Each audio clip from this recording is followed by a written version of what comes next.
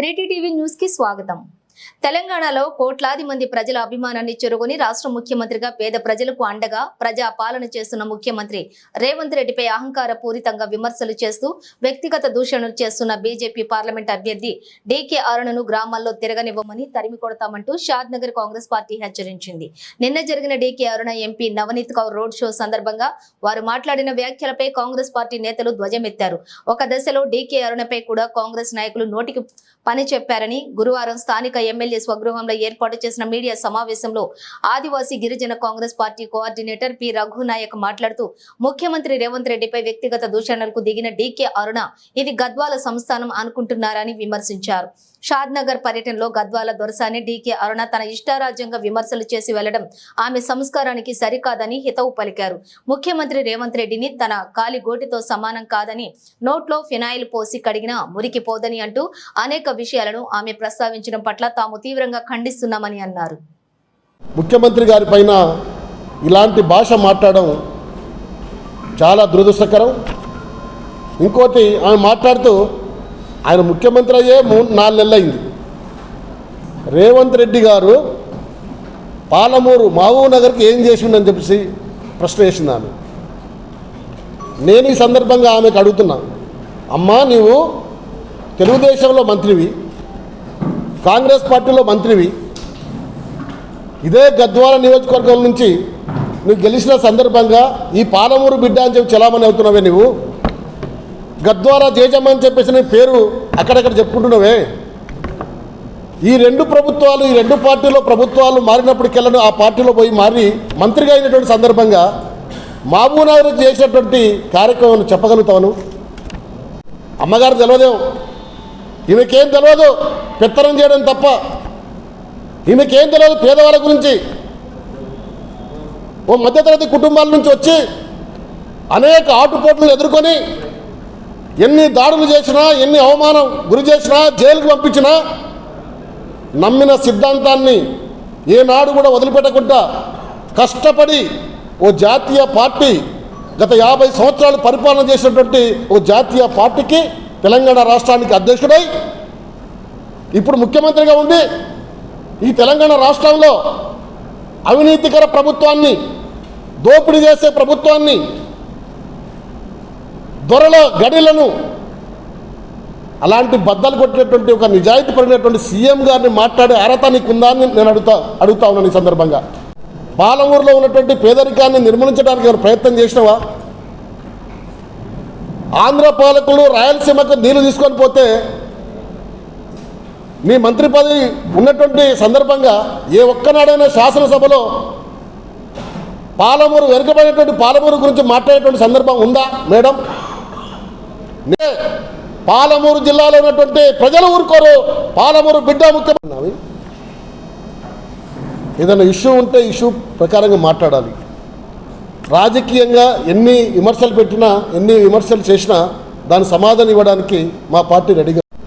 మోదీ జానే వాలే హై, అచ్చే దిన్ ఆనే వాలే హై అన్నట్టు మనమందరం కూడా మోదీని సాగనంపాలని చెప్పి ప్రజలకు ఈ సందర్భంగా తెలియజేస్తున్నాం. విమర్శిస్తే తెలంగాణ రాష్ట్ర ప్రజలను విమర్శించిన పద్ధతి ఉంటుంది కాబట్టి ఖబర్దార్, ఇప్పటి నుంచి మళ్ళా రేవంత్ రెడ్డి గారి పేరు తీసుకునేకే అవకాశం లేదు.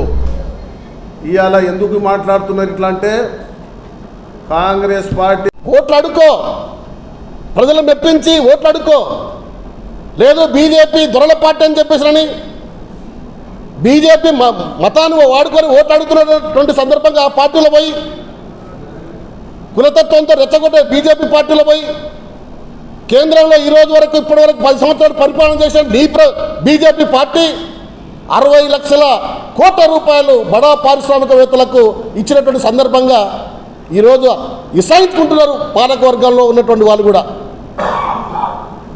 ఇదే నరేంద్ర మోడీ గొప్పగా చెప్తున్నావు కానీ నువ్వు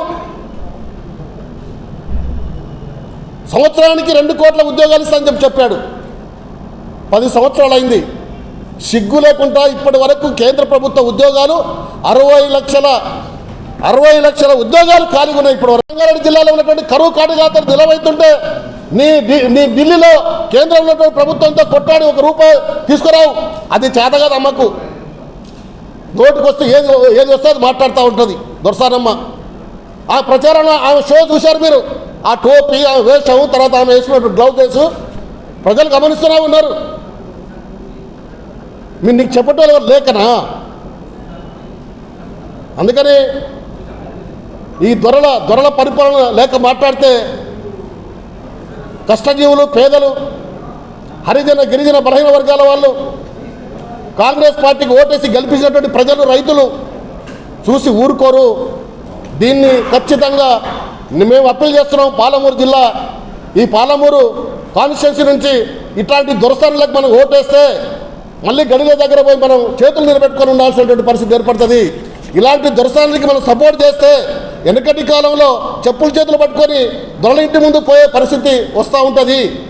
అందుకని అట్లాంటి పరిపాలనకు వ్యతిరేకంగా కాంగ్రెస్ పార్టీ రాహుల్ గాంధీ గారి నాయకత్వంలో పేదలకు, గిరిజనులకు, దళితులకు, ముస్లిం మైనార్టీలకు, బీసీ మహిళలకు చాలా పెద్ద ఎత్తున పెద్దపీట వేసి రిజర్వేషన్ కల్పించి, ఉద్యోగాలు కల్పించి, ప్రాజెక్టులు తెచ్చి సంక్షేమ పథకాలు ముందుకు పోతున్నటువంటి మా కాంగ్రెస్ పార్టీని ప్రజలు ఆదరిస్తారు. ఇట్లాంటి దొరసాలకు వ్యతిరేకంగా రేపు ఓటు వేస్తారు. ఖచ్చితంగా వంశీ చంద్రారెడ్డి గారు చాలా పెద్ద భారీ మెజార్టీతో గెలవబోతా ఉన్నారు. అందుకని ఇలాంటి దొరసాని మాటలను ప్రజలందరూ తిప్పి కొట్టాలని, ప్రజాస్వామ్యంలో ఉన్నటువంటి రాజకీయ నాయకులు ప్రజాస్వామ్యయుతంగా జరుగుతున్నటువంటి ఎన్నికలను వ్యక్తిగత దూషణలతో మాట్లాడుతున్నటువంటి, ఒక ఆడపిల్లని సోయి లేకుండా మాట్లాడుతున్నటువంటి దొరసానమ్మకు వ్యతిరేకంగా ప్రజలందరూ ఓటు వేయాలని చెప్పేసి సందర్భంగా నేను విజ్ఞప్తి చేస్తా ఉన్నాను. సందర్భాలు ఉన్నాయి. బీజేపీ నాయకులు కూడా నిన్న మొన్న ఏవైతే బచ్చాగాలు ఇవి చెప్తున్నారు కదా, ఇదే రేవంత్ రెడ్డి గారు పోయి ఆమెకు ప్రచారం చేసిన సందర్భము, ఆమె మరీ వచ్చి తోలుకుపోయిన సందర్భం ఉంది. కాబట్టి ఆమె స్థాయి రేవంత్ రెడ్డి గారిని విమర్శించే స్థాయి కాదు. ఎందుకు చెప్తున్నామంటే ఇవాళ రేవంత్ రెడ్డి గారు ఏదో ఎవరో మాటలిని, ఎవరో ఇది చేసుకొని, ఎవరో దయా దాక్షిణ్యాల మీద